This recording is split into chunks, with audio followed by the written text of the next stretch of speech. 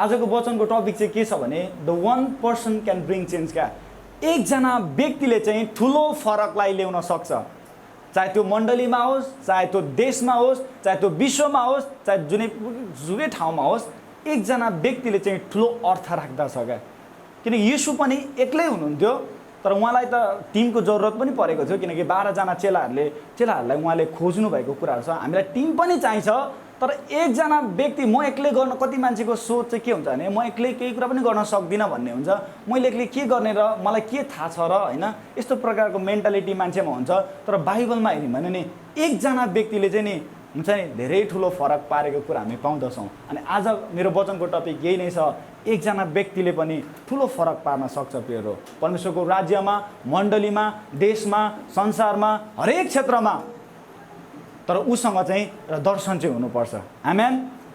आज म तपाईँहरूको बिचमा नेहेमियाको किताबबाट, नेहेमिया भन्ने एकजना व्यक्ति हुन्छ, उसको जीवन तपाईँले सायद पढ्नु भएको होला। उसको जीवनबाट आज हामी केही कुरा बुझ्नेछौँ, उसले के कुरा गरेको छ भनिकन म तपाईँको बिचमा त्यो कुरालाई राख्नेछु। नेहेमिया 1 अध्यायको 1 देखि नै हामी पढ्नेछौँ। नेहेमियाको जीवनबाट हामी केही कुरा सिक्नेछौँ। तपाईँले बाइबल निकाल्नुहोस्, नोट छ भने नोट ल्याउनु भएको छ भने नोट पनि लेख्नुहोस्, घरमा गएर पढ्नुहोस्। यो कुराले चाहिँ तपाईँको जीवनमा ठुलो अर्थ हुन्छ नि दिन्छ। आमेन।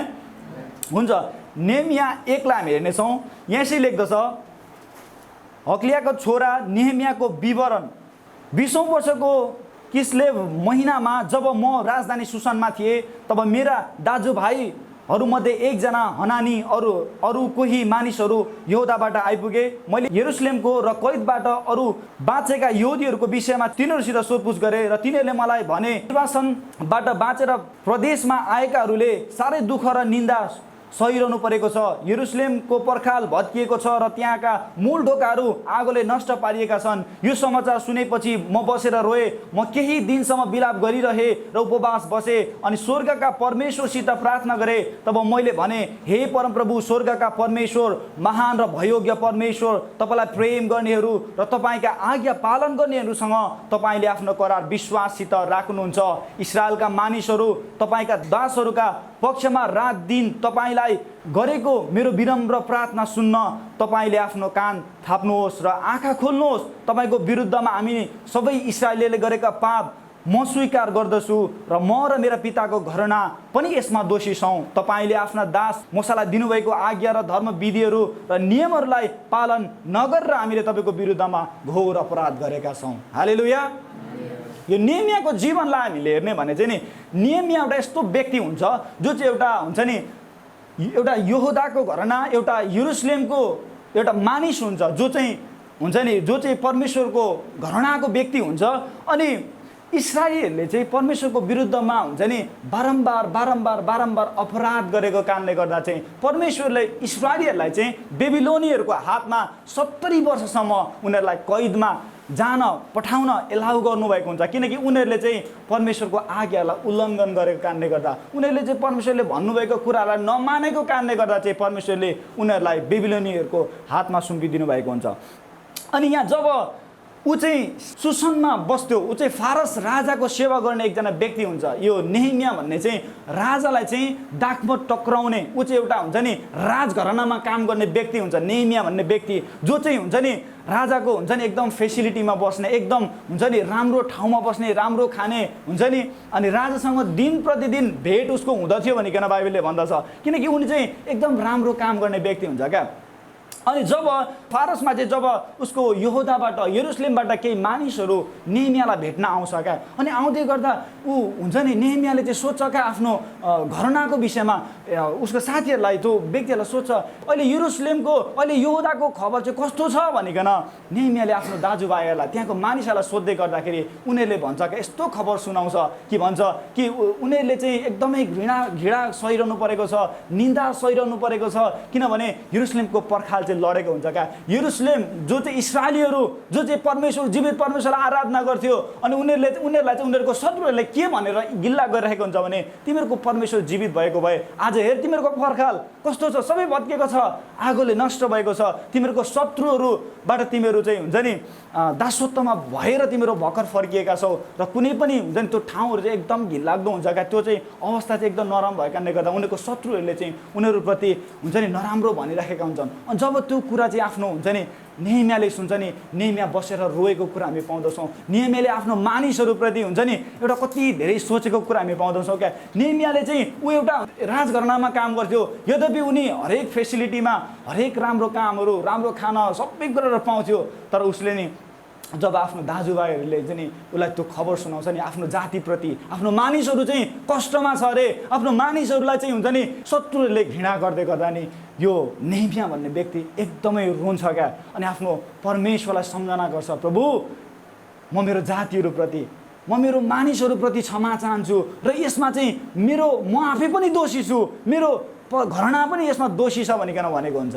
किन वास्तवमा नेहेमिया चाहिँ परमेश्वरको डर मान्ने व्यक्ति थियो क्या। ऊ चाहिँ यरुसलेममा जन्मेको पनि थिएन, ऊ चाहिँ फारसमै जन्मेको थियो, उसको बाउ पनि फारसमै जन्मेको थियो, तर कैदमा जाने चाहिँ उसको हजुरबाउ थियो क्या। हजुरबा चाहिँ उसको बेबिलोनीहरूको बिचमा गएर दास बन्नु परेको हुन्छ। ऊ चाहिँ त्यो ठाउँमा एउटा सम्बन्धित पनि थिएन, तर उसले आफ्नो पापलाई स्वीकार गरेको कुरा हामी पाउँदछौँ। प्रभु यसमा हामीले पनि पाप गरेका छौँ, यसमा हामीले पनि नराम्रो गरेका छौँ, किनकि तपाईँको आज्ञालाई हामीले उल्लङ्घन गरेर यसमा मेरो परिवार पनि दोषी छ, प्रभु हामीलाई क्षमा गर्नुहोस्। अब हामी आफ्नो मुहार तपाईँतिर फर्काउँछौँ भनिकन यो नेहेमियाले चाहिँ आफ्नो घरनाप्रति एउटा ठुलो हुन्छ नि त्यो मन चाहिँ हुन्छ नि यस्तो आफ्नो घरनाप्रति आफ्नो सन्तानप्रति कस्तो धेरै पाउँछौँ क्या। उसले चाहिँ हुन्छ नि एउटा परमेश्वरलाई मानिसहरूले गिल्ला गरिरहेको अवस्थामा चाहिँ नि उसले परमेश्वरतिर फर्केर आफ्नो जातिप्रति क्षमा मागेको कुरा हामी पाउँदछौँ। आमेन।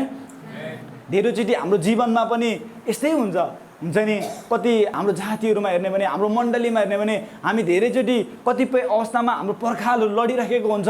हाम्रो मण्डलीको पर्खाल हाम्रो जीवनको हरेक क्षेत्रहरूमा विभिन्न घटनाहरू घटिराखेको हुन्छ। कति ठाउँहरूमा हाम्रो पर्खाल भत्किरहेको हुन्छ, कोही अभावमा हुन्छ, कसैलाई प्रार्थनाको आवश्यक पर्दछ, कोही पास्टरहरू सङ्घर्षमा हुन्छन्, कोही परमेश्वरको काम गर्नेहरू विभिन्न ठाउँहरूमा उनीहरूले परिस्थितिलाई सामना गरिरहेका हुन्छन्। प्रियहरू त्यो भएको कारणले गर्दा धेरैचोटि यो नेहेमिया जस्तै हामीले हुन्छ नि आफ्नो जातिहरूप्रति आफ्नो राज्य यो परमेश्वरको राज्यमा काम गर्ने व्यक्तिहरूलाई हुन्छ नि सहायता गर्ने काम प्रार्थना गर्ने काममा हामीले सहायता गर्नुपर्ने हुन्छ। प्रियहरू आमेन।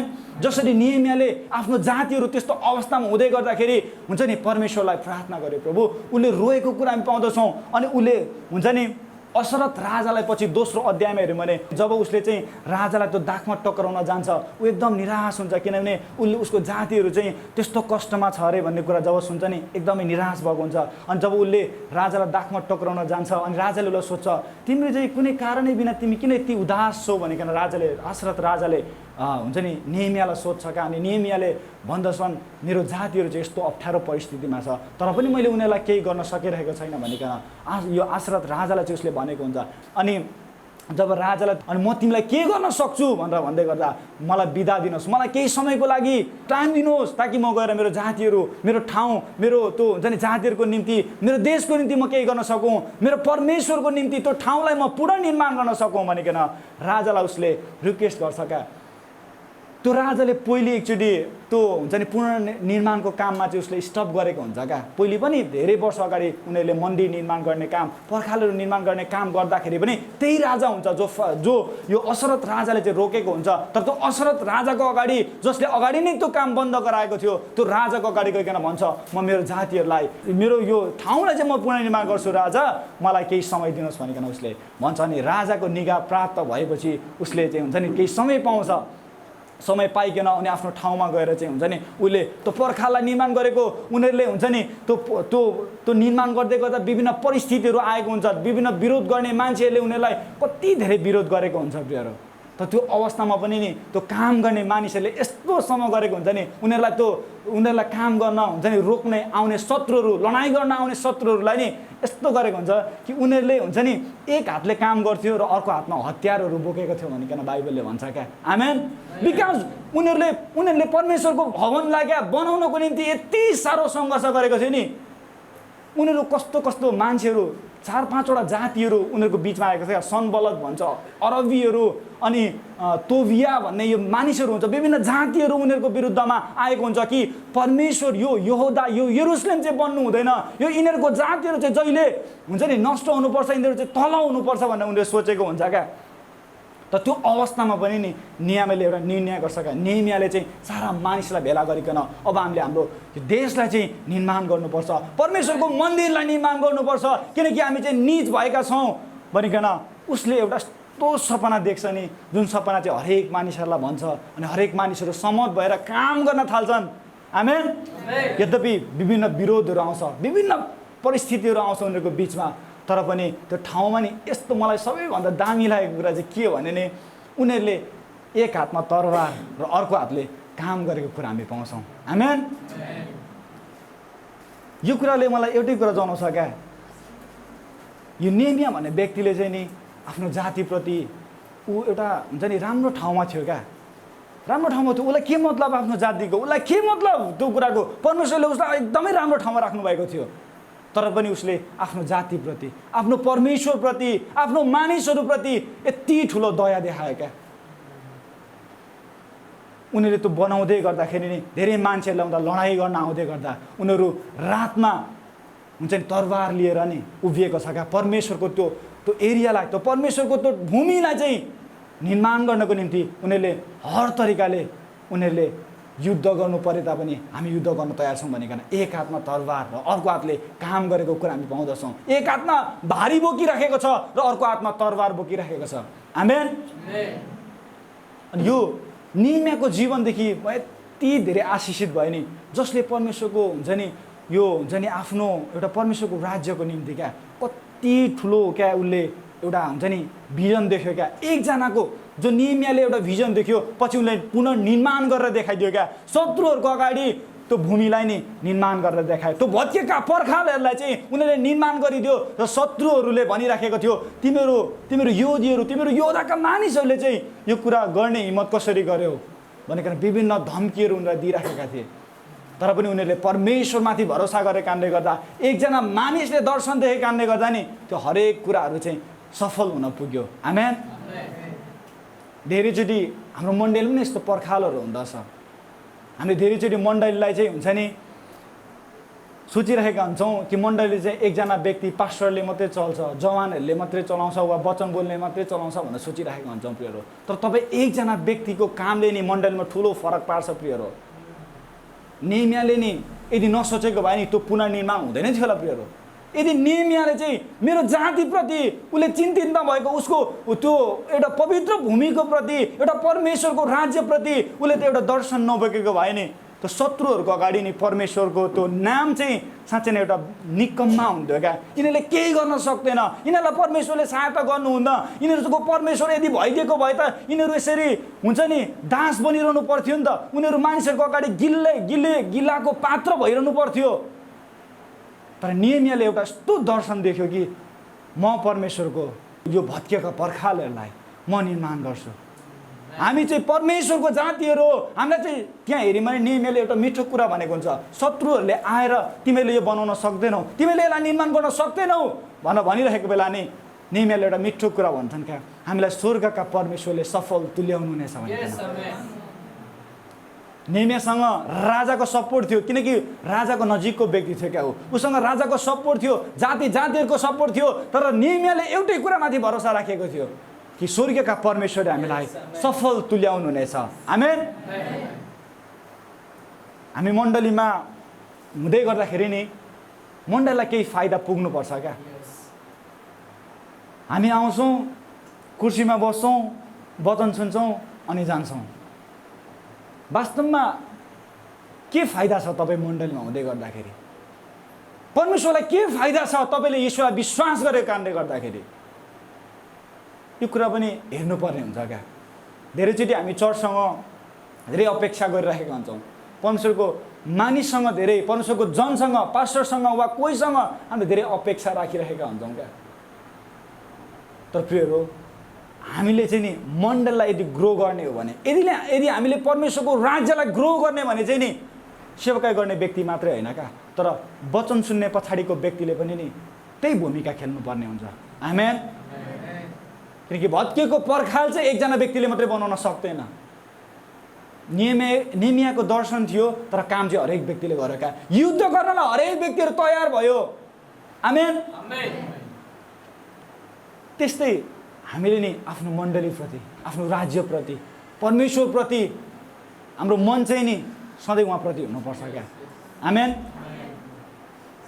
नेमियाले चाहिँ नि नेमियाको जीवन एउटा कुरा, एउटा मिठो कुरा चाहिँ के सिक्न सकिन्छ भने नेमियाले चाहिँ नि राजालाई त्यो जब कुरा भन्छ नि मेरो जातिहरू चाहिँ यस्तो ठाउँमा छ भनिकन, त्यो भन्दै गर्दा उसले 4 महिना उपवास बस्यो, उसले प्रार्थना गरेको कुरा हामी पाउँदछौँ।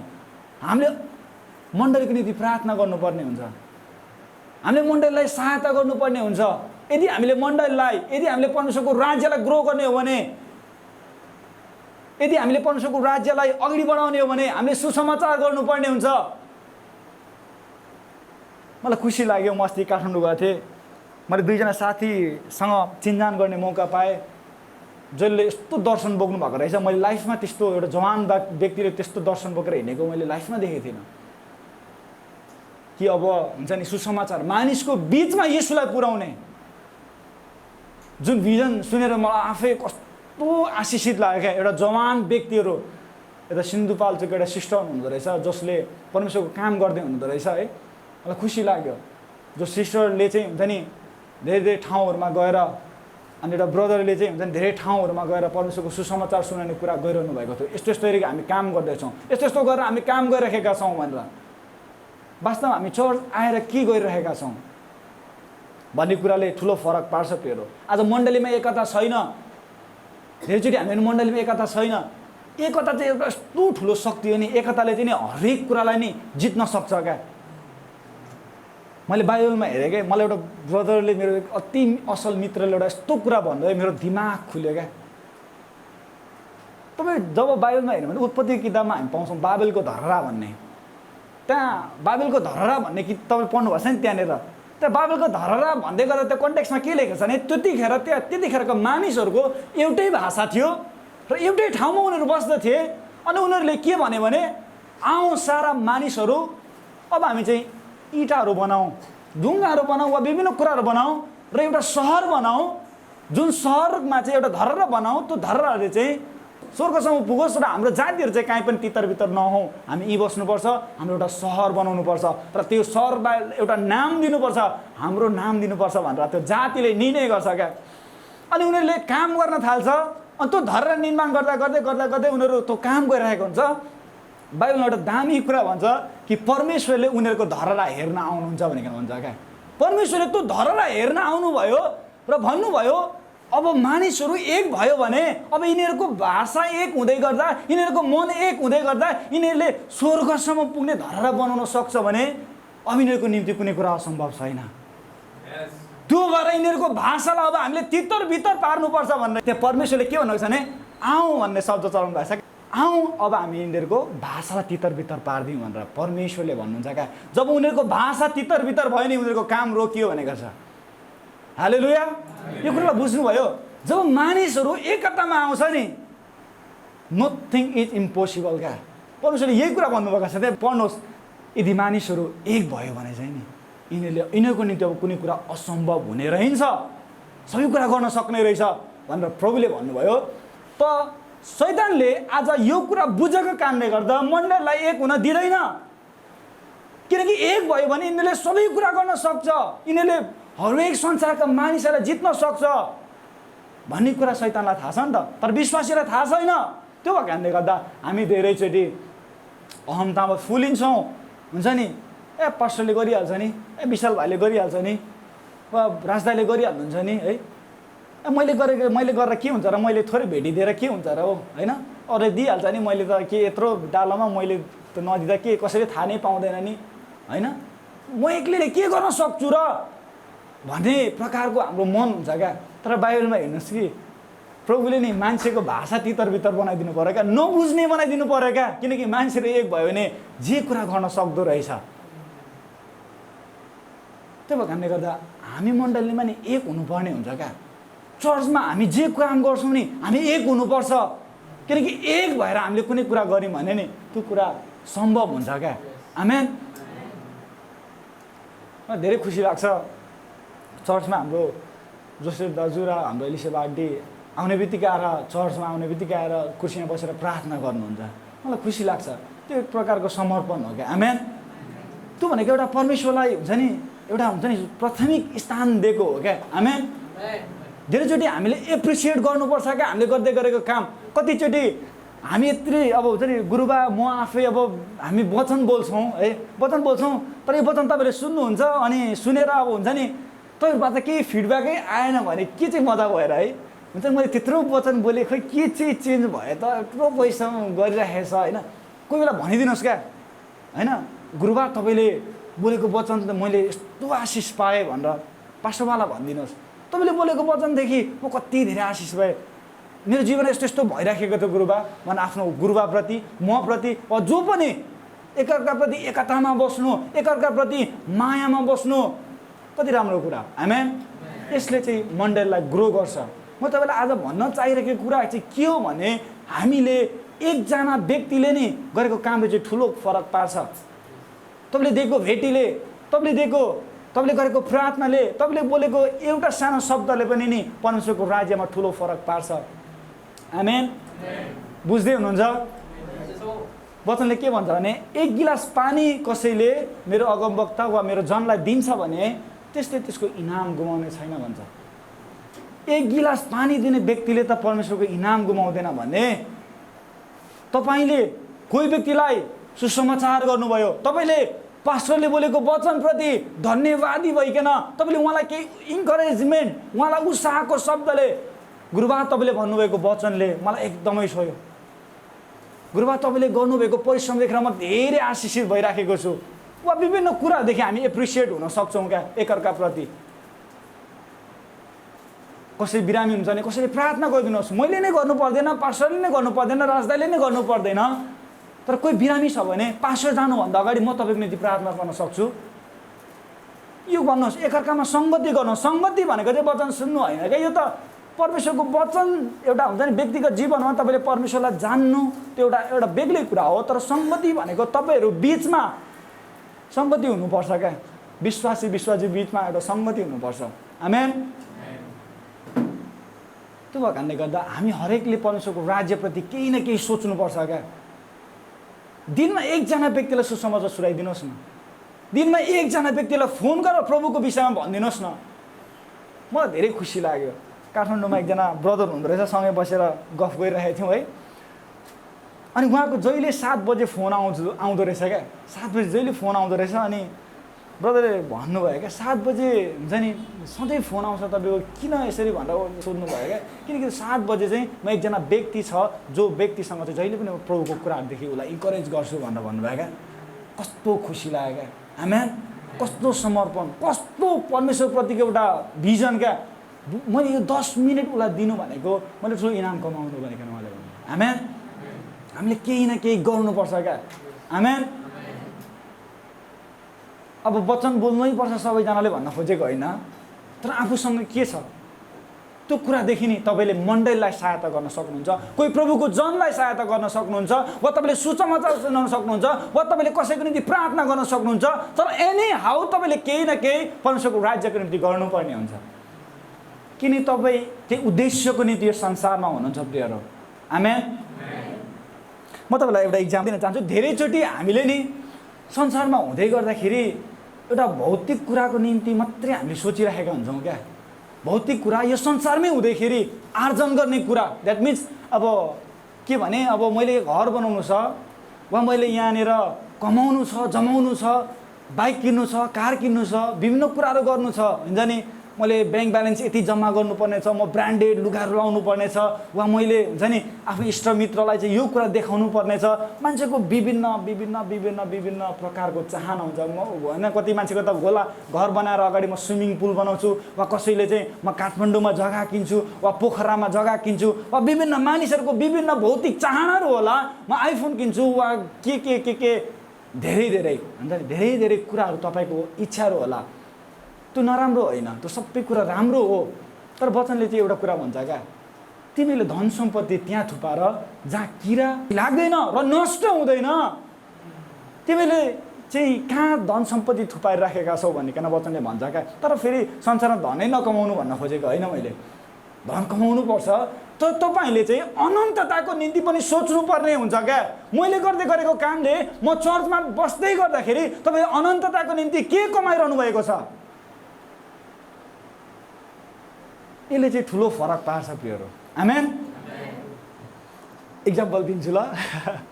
हामी संसार चाहिँ नि, संसार तपाईँले हेर्नु भएको छ नि, यो चाहिँ संसार हो क्या। यो सेतो जति पनि देख्दै भाग हुनुहुन्छ नि, यो चाहिँ संसार हो, सम्झिनुहोस्, यो चाहिँ संसार हो। हुन्छ नि, हामी पैसा कमाउँछौँ, हामीले हुन्छ नि घर बनाउँछौँ, वा घर अगाडि स्विमिङ पुल बनाउँछु, वा घरमा एउटा हुन्छ नि चर्चै बनाउँछु, वा विभिन्न हुन्छ नि विभिन्न चाहना, वा आइफोन के किन्छु, वा कार किन्छु, वा अमेरिका जान्छु, वा क्यानाडा जान्छु, वा जे पनि गर्छु। हुन्छ नि संसारमा तपाईँले जति पनि कुरा गर्नुहुन्छ नि, संसार चाहिँ यो हो क्या। यो सेतो भाग मात्रै, सेतो भाग मात्रै हो क्या संसार चाहिँ। अनन्तता भनेको के हो थाहा छ? बाँकीको कालो भाग क्या, जो चाहिँ कहिले अन्त्यै हुँदैन। बुझ्नुभयो होइन त? सेतो भाग संसार हो। हामी जति पनि कुरा गरिरहेका छौँ नि, हामी जति पनि यो दिमागमा सोचिराखेका कुराहरू छन् नि, यो छोटो भागको निम्ति मात्रै हो क्या। तर हामीले यो कालो भाग जो चाहिँ अनन्त छ, जो चाहिँ कहिले सकिँदैन, जो चाहिँ कहिले टुङ्गिँदैन, त्यसको निम्ति हामीले के सोचेका छौँ? What are you thinking about this? जो अनन्तताको निम्ति चाहिँ हामी सदाको निम्ति त्यहाँ बास गर्दैछौँ। प्रभुले भन्नुभयो अनन्तताको निम्ति तिमीले काम गर, इनामको निम्ति काम गर, प्रभुले भन्नुभयो नि त। तर हामी त यो सेतो भागको निम्ति काम गरिरहेका छौँ। जे गर्छौँ यो सेतो भागको निम्ति, जे देखाउँछौँ यही देखाउने, जे गर्ने यही सेतो भागमै गर्ने। धेरै मान्छेको यस्तो इच्छा हुन्छ, मलाई पनि छ धेरै चाहनाहरू यो संसारमै केही गर्ने, तर योभन्दा बेसी चाहिँ म यो अनन्तताको निम्ति यो संसारमै हुँदाखेरि केही गर्ने चाहना छ ममा। आमेन। इनाम चाहिँ के? यो अनन्ततामा इनाम कमाउनको निम्ति चाहिँ के गर्नुपर्छ? वचन बोल्नुपर्छ, वा अर्काको निम्ति एउटा अगमवक्ताको रूपमा मान्छेलाई अगमवानी गर्नुपर्छ, वा के गर्नुपर्छ भनेर तपाईँ सोध्नुहुन्छ भने निस्वार्थ रूपमा मानिसको सेवा गर्नुहोस्, मान्छेको निम्ति प्रार्थना गर्नुहोस्, मान्छेको निम्ति केही सेवा दिनुहोस् क्या। निस्वार्थ रूपमा परमेश्वरको सेवा गर्नुहोस्, कसैलाई सहायता गर्नुहोस्, पास्टरलाई सहायता गर्नुहोस्। कोही ठाउँमा बोल्न जाँदै हुनुहुन्छ, पास्टर बाबु मैले तपाईँको निम्ति प्रार्थना गरिराखेको छु। विभिन्न कुराहरूले हामीले परमेश्वरको निम्ति काम गर्न सक्छौँ क्या प्रियहरू। आमेन। स्वर्गमा नि जब हामी यो संसारदेखि हुन्छ नि माथि चाहिँ कस्तो हुन्छ अरे भने नि लाइन लागिरहेको हुन्छ अरे क्या, लाइन लागिरहेको हुन्छ अरे। अन्त लाइनमा चाहिँ मान्छेले के भनिरहेको हुन्छ अरे भने नि, मान्छे जब यो संसारलाई छोडेर जान्छ नि, त्यो न्यायमा चाहिँ मान्छेहरू पुग्छ अरे। न्यायमा पुगिसकेपछि के हुन्छ अरे भने मान्छेहरूको लाइन हुन्छ अरे क्या। अनि त्यहाँ भनिरहेको हुन्छ अरे प्रभु हुन्छ नि मेरो नाम छ कि छैन भनेर हुन्छ अरे क्या। त्यहाँनिर मान्छेले प्रभु मेरो नाम छ कि छैन, मेरो नाम छ कि छैन भनेर त्यहाँ चेक गरिरहेको हुन्छ अरे क्या मान्छेले। किनकि बाइबलमा भन्छ नि त जीवनको पुस्तकहरू खोलियो भनेर। किनकि जीवनको पुस्तकमा नभेटाएका हरेक नामहरूको व्यक्तिहरू चाहिँ नरकमा जानुपर्ने हुन्छ प्रियहरू। अनि यो चाहिँ वास्तविकता हो। तर धन्य तपाईँहरू हामीहरू जसले येशू ख्रीष्टमाथि विश्वास गरेका छौँ र हामीले नरकका शक्तिहरूमाथि विजय प्राप्त गरेका छौँ।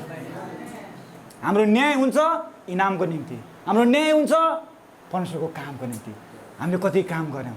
प्रभुले एउटै कुरा सोध्नुहुन्छ, विशाल मनोज दाई होइन, राज दाई, तिमीलाई मैले संसारमा पठाउँदा मेरो निम्ति, मेरो राज्यको निम्ति तिमीले के काम गर्यौ होइन?